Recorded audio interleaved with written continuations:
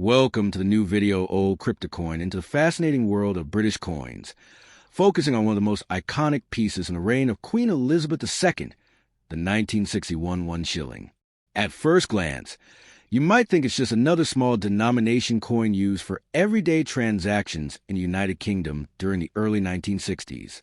But what if I told you that certain rare examples of this coin have sold for astonishing amount at auctions, making it one of the most sought-after collectibles in the numismatic world?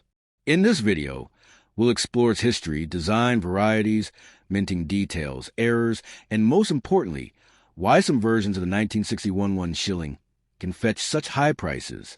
So, sit back and enjoy as we unfold the story of this small yet mighty coins. To understand the importance of the 1961 One Shilling, we need to step back in time. The One Shilling was a crucial part of the pre-decimal British currency system.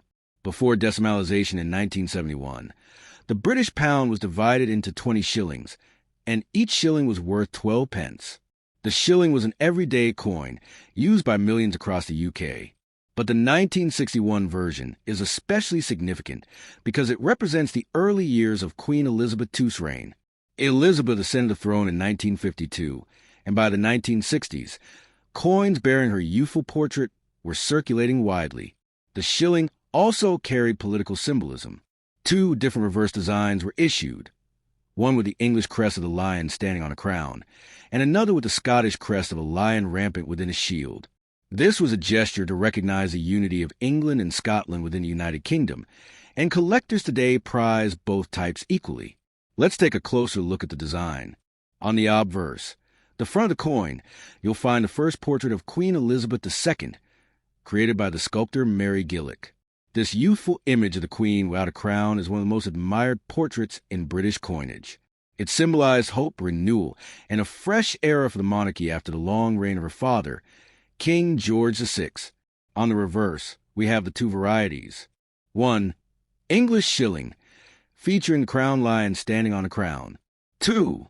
Scottish Shilling, featuring the lion rampant within a double tracere flory counterflory. The coin was struck in cupronickel, with a weight of about 5.65 grams and a diameter of 23.5 millimeters. Though common in everyday transactions, its variations and condition today make a star in the collector's market. The 1961 shillings were struck in huge numbers for circulation. Millions were produced to meet everyday demand, but the exact number minted varies between the English and Scottish types. Because they were so widely used, most coins today are found in worn condition. People carry them in their pockets, exchange them at shops, and use them daily without a second thought. As a result, finding an uncirculated example with original luster and no scratches is incredibly rare. This scarcity in pristine condition is one reason why some examples of the 1961 shilling sell for such high prices. Now, here's where things get exciting. Not all 1961 shillings are created equal. Collectors look for specific varieties and errors that make certain pieces far more valuable. 1. English versus Scottish types. Some collectors specialize in one type or try to build sets of both. The balance of demand often makes high-grade Scottish examples slightly harder to find. 2. Proof-like coins. A small number of 1,961 shillings exist in proof-like condition, either from special strikes or exceptional mint handling.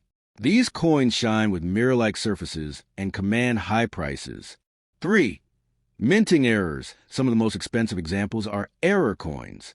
Mis-strikes, off-center strikes, double strikes, and coins struck on the wrong planchet are extremely rare for this year. When they appear at auction, they can sell for hundreds or even thousands of dollars. Let's talk about the money side of things. Most circulated 1961 shillings are worth between $1 and $5. Not very impressive, right? But in higher grades, especially when graded by professional services such as NGC or PCGS, the value skyrockets. For instance, a mint state 1961 English shilling in MS65 condition can fetch around $200 to $300 at auction. A Scottish shilling in the same grade may go for even more, sometimes exceeding $400. Rare proof-like or error examples can push values well beyond $1,000. The most expensive recorded sale of a 1961 shilling was a spectacular error coin that went for over $2,000, stunning collectors worldwide. So, why does this coin attract so much attention? Firstly, it's a coin from the early reign of Queen Elizabeth II, whose long and historic reign adds immense appeal. Secondly, the dual English and Scottish reverse designs make it a fun challenge for collectors. Thirdly, the survival of high-grade examples is surprisingly low, creating intense demand when a gem-quality piece appears. Finally, the coin serves as a reminder of pre-decimal British money, a system that disappeared in 1971. Collectors and historians alike treasure these coins for their role in everyday life and their connection to a bygone era. The 1961 One Shilling Elizabeth coin may seem ordinary at first glance, but as we've seen today, it carries layers of history, artistry, and value.